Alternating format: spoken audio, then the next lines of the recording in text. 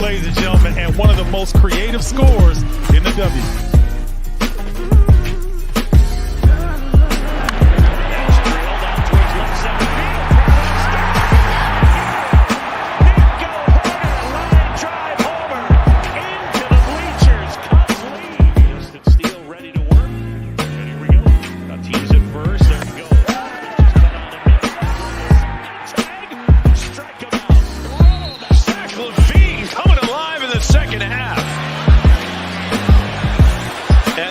Starting to go on a rampage here. They've cut it to 5. And with the first overall selection in the 2023 NHL Draft, the Chicago Blackhawks are very proud to select from the Regina Pats, the Western Hockey League, Connor Bedard.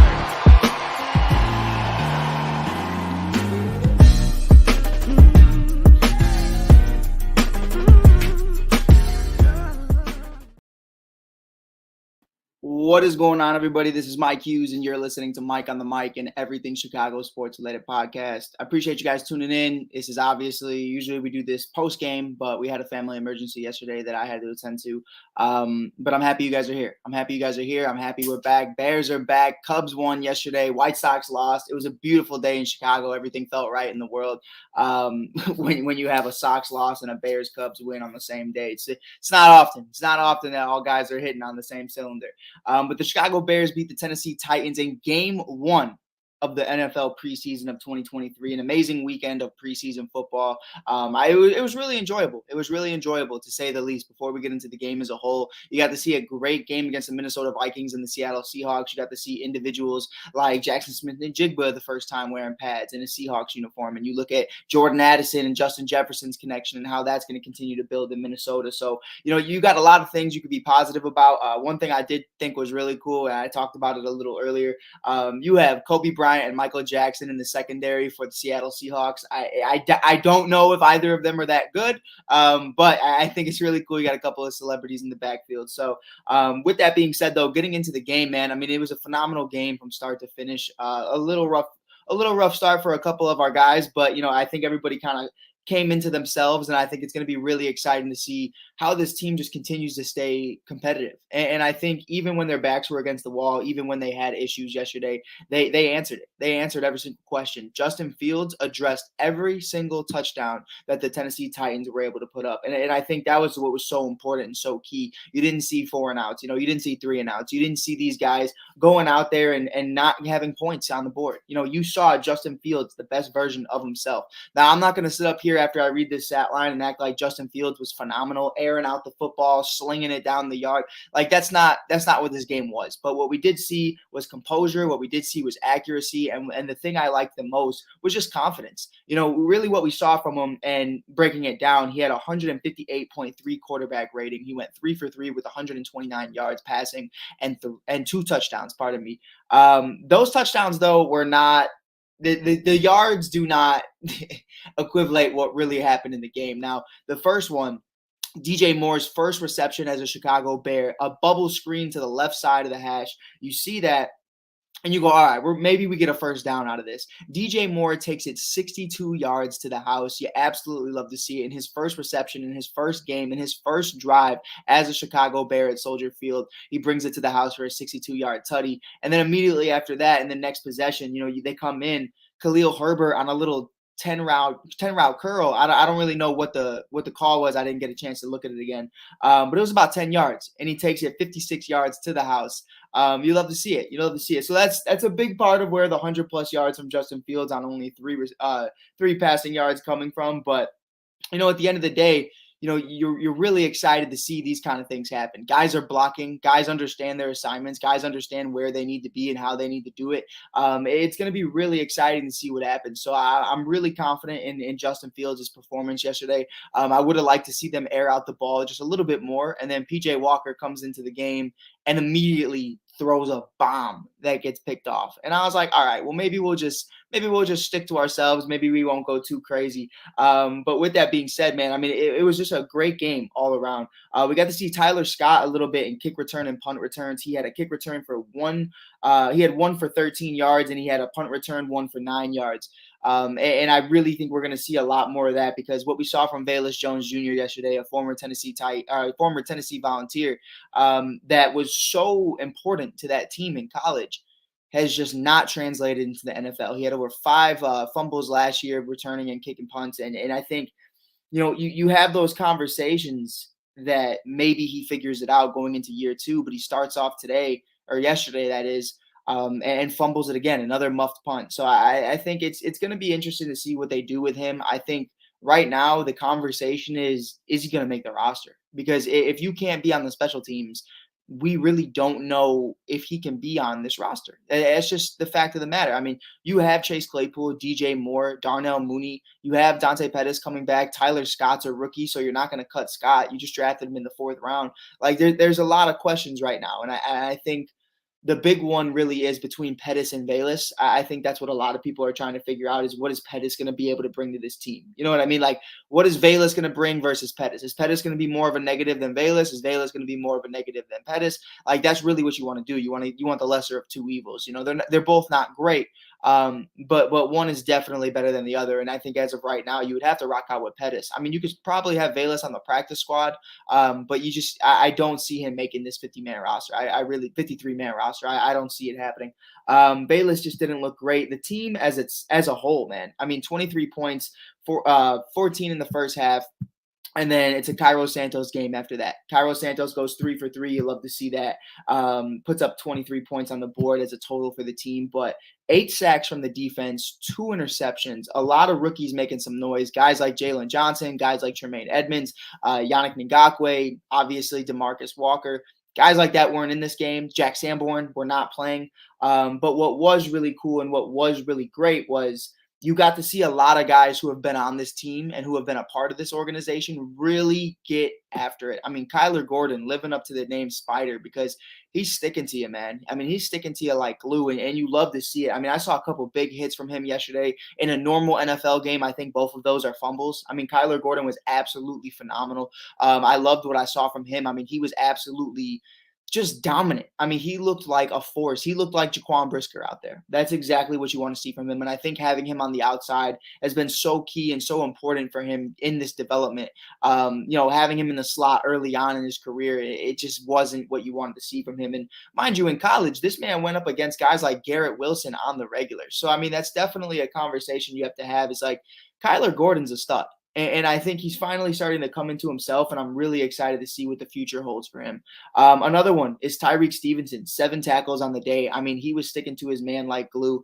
It was beautiful to see a rookie really be able to take in that moment and understand where he's supposed to be and his assignment. I mean, I think that's something that you really need to just look at. I mean, the athleticism is going to come. You know what I mean? The everything else that comes with the game, the speed, the understanding defenses, the understanding offenses, understanding the zones, where you need to be, it's all going to come in time. But his footwork looked amazing. I mean, everything he was doing was just top notch. And it's exactly what you want to see from a guy you drafted so highly and that you have so many high regards on. Somebody in the comments said, "You look exactly like Cole Kmet." I'm going to take that as a compliment. I've been getting Trubisky for years. I've been getting Cole for years. But I mean, I'm a lot smaller than both of those guys. But with that, man, I mean, a guy that really surprised me was Terrell Lewis. Terrell Lewis, defensive end on the Chicago Bears, had 2 sacks yesterday. Absolutely incredible. He was getting after the football. It's exactly what you want to see from a young guy who's just trying to get an opportunity. Just trying to be in the mix, just trying to make sure that everybody knows his name by the end of these next 3 weeks. And I think that's so key. We saw Zach Pickens, who was another person that we drafted in the earlier rounds this year.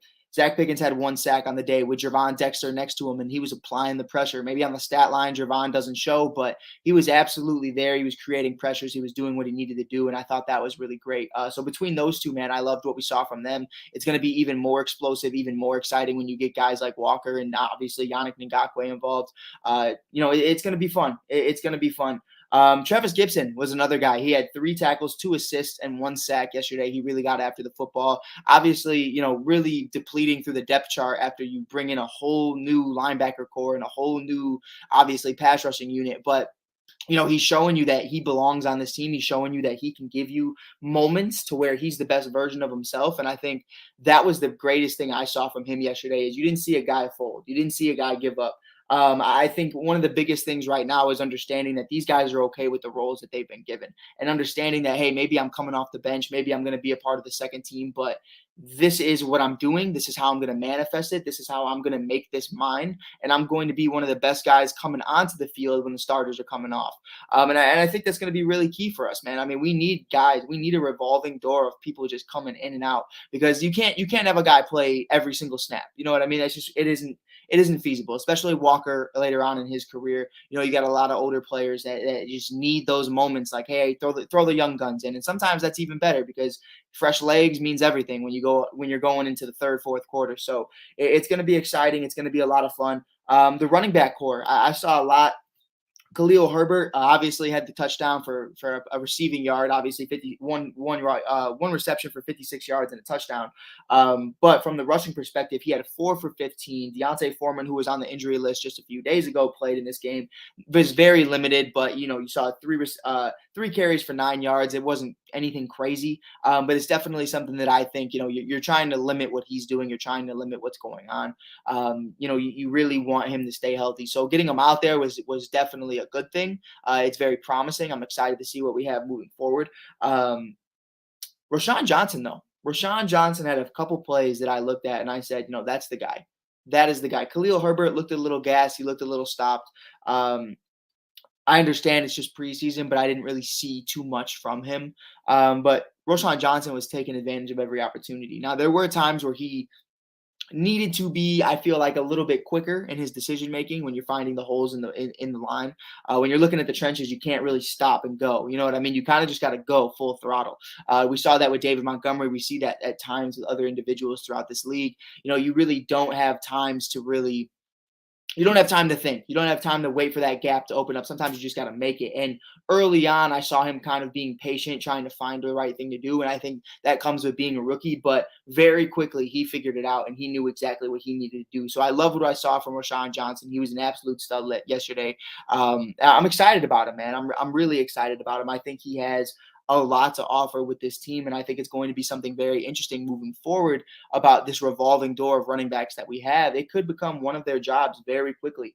But yeah, man, I think the three notables that I'm taking from this game, when you really look at it at the end of the day, I think you have to look at. I'm going to put two guys together. I think Gordon and Stevenson were number one for me. Seeing those guys just be the best versions of themselves, seeing those guys absolutely get after it, seeing them not only stick to their man, but absolutely obliterate any receiver that came in their way. I mean, it was just incredible to see that. The defensive line looked a lot better than I thought it did. Especially with Yannick and Walker out. You really didn't have any expectations going into this. 8 sacks as a team when you had 6.5 sacks all year last year. I understand this is a preseason game. It doesn't hold a lot of weight, but it's very promising when you see these guys getting after it. These guys are hungry. It's just going to be exciting. And then number three, pardon me, we're going to be talking about Justin Fields. Really just looking at Justin Fields and understanding, like, this is your team. This is your team, and this is an organization and a franchise that is on their way back to the top. And I think it's going to be very exciting to see him kind of be the face of that franchise and really just see what he's made of. And I think we saw a lot of great things from him yesterday. In game 2, I'd like to see him throw a little bit more. And obviously that's going to come as preseason continues and as the season gets acclimated. Fields did show out yesterday.